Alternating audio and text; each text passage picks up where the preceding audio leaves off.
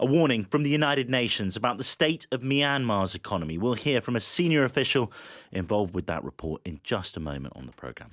So let's come to the president and all that turmoil that you heard about, the fleeing of, among others, big international investors, has led perhaps unsurprisingly today to a warning in an official report from the United Nations about the state of the country's economy. And Kani Wignaraja is the United Nations Development Programme Regional Director for Asia and the Pacific, also the UN's Assistant Secretary General. Kani, welcome to World Business Report. Thank you for being with us.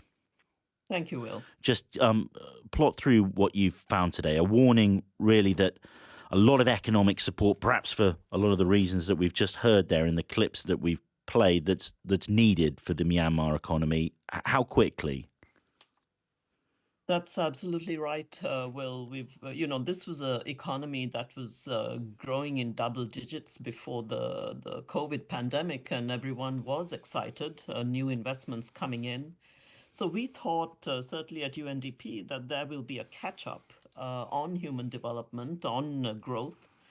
Then you saw COVID followed very fast by a military coup. And since 2020, it's been a 9-10% GDP contraction. And now the most recent World Bank estimates says there's going to be another 1% loss and even more, with inflation soaring. I mean, it's over 25%. For Yeah. me, two figures that are quite startling is a liter of petrol is now about $3.60, and that's three times the cost of what it is in New York. And look at rice prices. You can't even say the numbers here because they've soared in a place like Mongdao.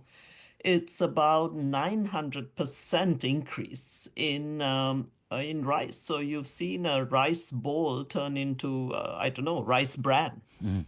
Those difficulties, when we heard it in the news, or many of our listeners will have heard it in the news headlines just before the programme started. I've seen not just an exodus of big foreign international companies, but people, human beings, the people who are vital to driving an economy, driving an economic recovery as well, in terms of a huge uptick in migration away from Myanmar. That's right, because with 50% of people now below the poverty line and another one third really hovering just above, and probably now, if we look at data, which is very hard to get in today, that one third is probably also teetering on collapse. So survival is the term. And we did in 2023, we did a telephone survey among young people. Now, these were obviously those who had access to a phone line or a cell phone. And over 40% of them wanted to leave the country. Now, that's over and above those who have fled across every border that they can get across to. And these are borders now that are full of illegal activity. So it's a really tough situation where Myanmar is sadly the leading source of things like opium, heroin, meth, and they're therefore human trafficking and scam centers. In the terms of what is realistic, Carney, what needs to happen now, externally and internally? Well, this was,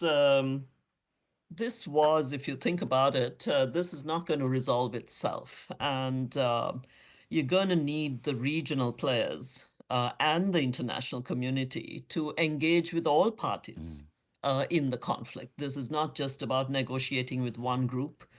And yet, one of the difficult And truths is, isn't it, when there are other big things happening in the world, what's happening in Gaza, what's happening in the Congo at the moment, what's happening in true. Sudan, attention gets dragged away, doesn't it? How do you refocus international attention, I suppose, which I guess is part of the UN's job?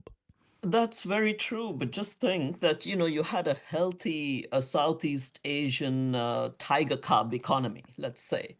And today you have a very hurt, hungry adult tiger. Now, a frightened, angry tiger is not something anyone wants. So the world can't say, well, this is not going to be our business, because it is. If you look at the way people move, the way drugs move, the way arms and all of that illegal money laundering moves, it is everyone's business. So I would say you've got to come down hard on shutting down illegal activity, including across borders. And then, like what UNDP is doing, which is to support livelihoods. We've reached about 3-4 million people with farming, rebuilding shelters, just getting solar. This is a country where half of the people, it's 48%, have no access to electricity. So getting solar energy out there. But I would say a critical thing is keeping those borders open for commercial trade and aid. Because if farms do not resuscitate before the spring rains this year, I mean, if a couple of months, you're really going to see a famine, and more people are going to be hungry. They are going to want to move. So it is in everyone's best interest to really build the capabilities, build back farming and agriculture, and really avoid this awful situation that's going on in Myanmar. Kani Wignaraja from the UNDP, the United Nations Development Programme, Regional Director for Asia Pacific. Thanks so much for your time here on World Business Thank you. Report.